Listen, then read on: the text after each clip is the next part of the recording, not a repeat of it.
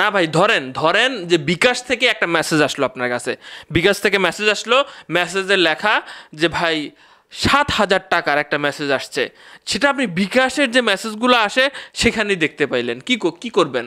আত্মহারা হয়ে যাবেন যে ভাই আমার 7,000 টাকা বিকাশ কে বা কারা ভুলে দিয়ে দিছে। আপনি যদি অন্য টাইপের মানুষ হন, সেই টাকা ভাঙে খায় ফেলাবেন বা সেই চিন্তা ভাবনা আপনার মাথায় চলে আসবে। আর ভালো হইলে তো ভাই আপনার আরও বেশি বিপদ। সাম্প্রতিক সময়ে ভিডিওটি শেয়ার করবেন ভাই। দেখেন, আপনারা অনেকেই দোকানে গিয়ে বিকাশ করেন, আপনার নিজের নাম্বারে বিকাশ ভরার জন্য নাম্বার লিখে দিয়ে আসেন, কিংবা আপনার প্রিয়জন দূর থেকে দোকানে গিয়ে নাম্বার লিখে দেয়। একদল লোক ওই দোকানের আশেপাশে সবসময় থাকে। পুরা চক্রটা ঢাকা শহরে বা আশেপাশে যে জায়গায় দোকানপাট আছে যেখানে নাম্বার নেওয়া সম্ভব, দূর থেকে ছবি তুলে তারা নাম্বার নেওয়ার চেষ্টা করে দোকানদারের ওই খাতা থেকে। কিছু কিছু দোকানদারের তো ডাইরেক্ট যোগ সাজস থাকে। এখন বলবেন যে ভাই নাম্বারের ছবি তুলে নিলে কি লাভটা কি আসলে তাদের? দেখেন, এই টার্গেটগুলো তাদের বেশি ফিল আপ হয়, এখান থেকে তারা বেশি ইয়ে করতে পারে। সাপোজ ধরেন আপনি দোকানদারের কাছ থেকে কি করলেন, 4,000 টাকা দিয়ে আসলেন এবং আপনার নাম্বারটা দিয়ে আসলেন, দোকানদার যাতে 4,000 টাকায় নাম্বারে পাঠিয়ে দেয়, ঠিক আছে? তো প্রতারক চক্র কী করলো, সে আপনার নাম্বারটা টুকে নিয়েছে। আপনার নাম্বারে দোকানদার অলরেডি টাকা পাঠিয়ে দিছে।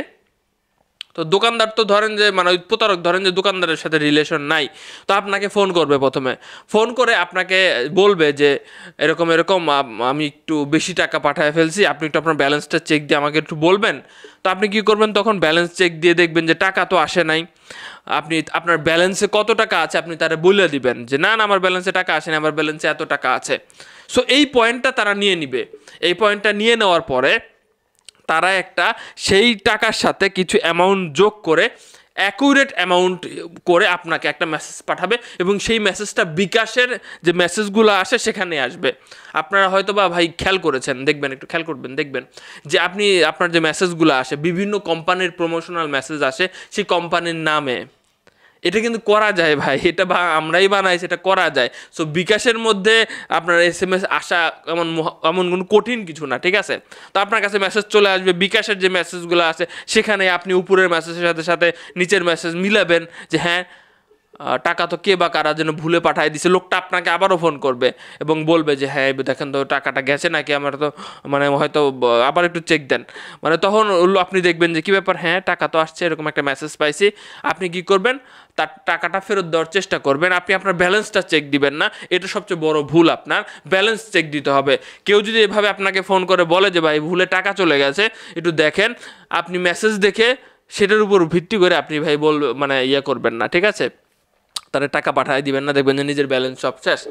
তো এটা সবচেয়ে গুরুত্বপূর্ণ বিষয়। আজকের ভিডিওটার মেসেজ হচ্ছে এইটা যে বর্তমানে এরকম চক্র আসছে যারা আপনাকে হুবহু বিকাশের মতো এবং বিকাশের জায়গায় মেসেজ দিবে, আসলে আপনার ব্যালেন্সে টাকাটা যুক্ত হবে না, আপনি ব্যালেন্স দেখবেন আগে।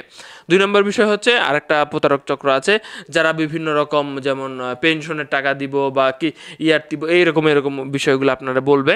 তো এইগুলো থেকে আপনারা বিরত থাকবেন, ঠিক আছে? আর আরও অনেক টাইপের আছে। মোট কথা আপনার পিন ব্লক করে দিবে, দোকান থেকে ফোন দিবে, বা আমার বসের সাথে কথা বলেন, আপনার নাম্বারে কমপ্লেন দিছি, বিকাশ ছাড়াই নিতে এই করেন সেই করেন। ভাই মোট কথা বিকাশ কোম্পানি জীবনে কাউরে কখনো ফোন দেয় না, এই বিষয়টা সবার জেনে রাখা ভালো, ঠিক আছে? ভালো থাকবেন সবাই, সবার সচেতন হতে হবে ভাই।